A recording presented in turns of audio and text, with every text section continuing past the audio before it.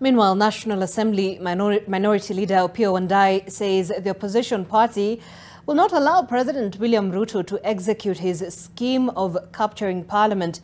This comes in the wake of the President's directive that all members of the National Assembly must pass the controversial finance bill.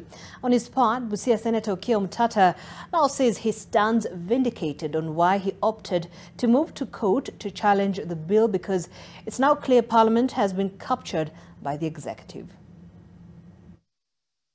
On Sunday, President William Ruto did not mince his words as he issued an explicit and red-hot directive to the National Assembly, and now Minority Leader says it is tantamount to dictatorship and will be robustly resisted. So mimi nangojea wale watu wataenda bunge kupinga ile kazi tunataka kupangia wale, na nijua watakuja kusimama wapi. The tone of Honorable Ruto's address at that event in Narok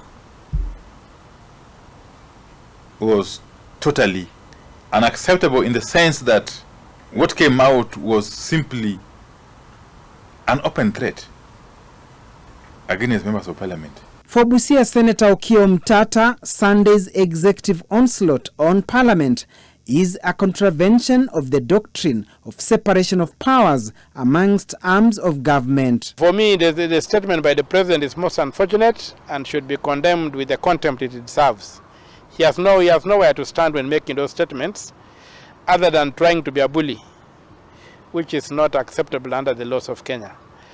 Now, number two, that statement by the president will justify why I found that parliament was not an arena to deal with this issue, because the taxation was being enforced from outside the parliament, and therefore it is useless to go to parliament and try to fight it from there.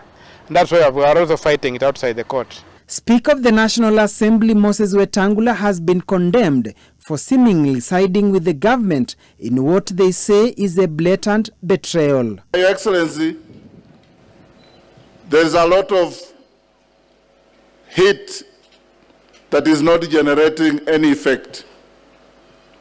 I want to advise you as a friend, never fear to act, never act in fear. You cannot be a head of an institution which is being attacked, and then you side with those who are attacking it. There are attempts to interfere with the working of parliament.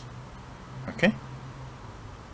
And that's why I'm saying the speakers must stand firm and protect Parliament from being invaded. The National Assembly will resume its sittings on Tuesday after a month-long recess, and the finance bill will be on top of its entry.